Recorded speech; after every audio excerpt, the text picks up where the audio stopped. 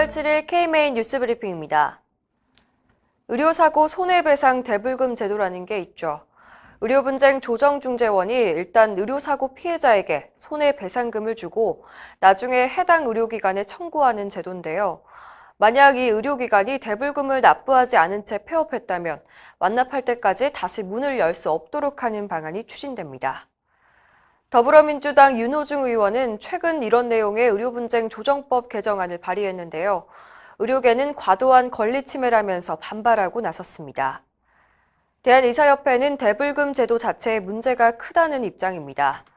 의료기관을 개설했다는 이유만으로도 대불금 재원을 강제로 납부토록 하는 것은 헌법상 자기책임의 원리에도 위배된다는 것입니다. 의협은 손해배상금 대불 조항을 삭제하든지 대불 비용 재원을 국가가 부담해야 한다고 지적했습니다. 병원 내부에 스프링클러를 의무적으로 설치하는 것에 대해서 의협이 다시 한번 반대 의사를 밝혔습니다. 스프링클러 의무화는 작년 6월 소방청의 입법 예고로 시작됐는데요. 의료계 반발로 지금까지 보류된 상태입니다. 그런데 최근 행정안전부가 관련 부처 간 내부 회의를 열어 다시 추진하려는 조짐을 보이자 의협은 다시 한번 반대 의사를 확실히 했습니다. 의협은 스프링클러를 제대로 설치하려면 약 10억 원의 비용이 들고 임대 건물을 사용하는 대부분의 의원들은 건물주와의 마찰도 감당해야 한다고 지적했는데요.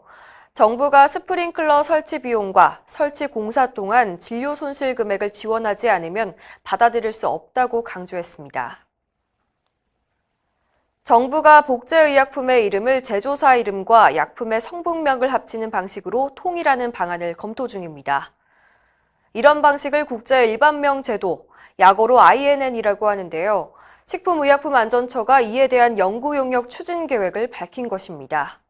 식약처는 한 개 성분에 대해 동일한 판매명을 쓰면 조제 오류를 줄이고 국민의 알 권리를 높일 수 있다는 입장인데요.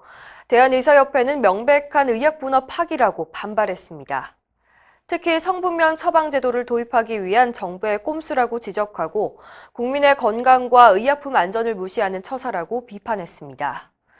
또 같은 성분이라도 오리지널과 복제약의 효능은 똑같지 않다면서 어떤 약을 선택할지는 의사의 의학적 판단에 따라야 한다고 강조했습니다.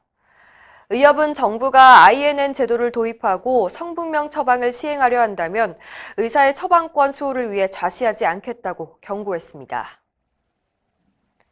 병의원에 근무하는 직원이 결근을 되풀이한다면 어떻게 조치해야 할까요? 서울에서 내과를 개원하고 있는 A 의사는 직원 4명을 고용하고 있는데요. 직원 1명 때문에 고민이 많습니다.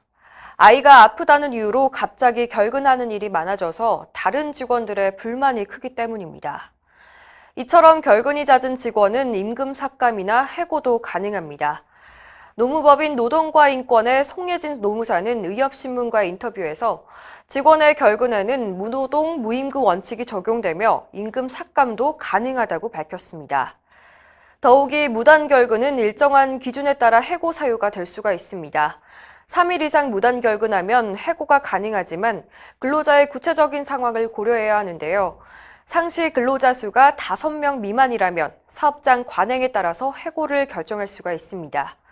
다만 통상해고의 경우에는 근로자에 대한 배려 조치가 전제돼야 하고 사유가 합리적인 기간 내 해소할 수 있는지도 고려해야 합니다. 이상으로 뉴스 브리핑을 마칩니다. 자세한 사항은 의협신문을 참고하시길 바랍니다.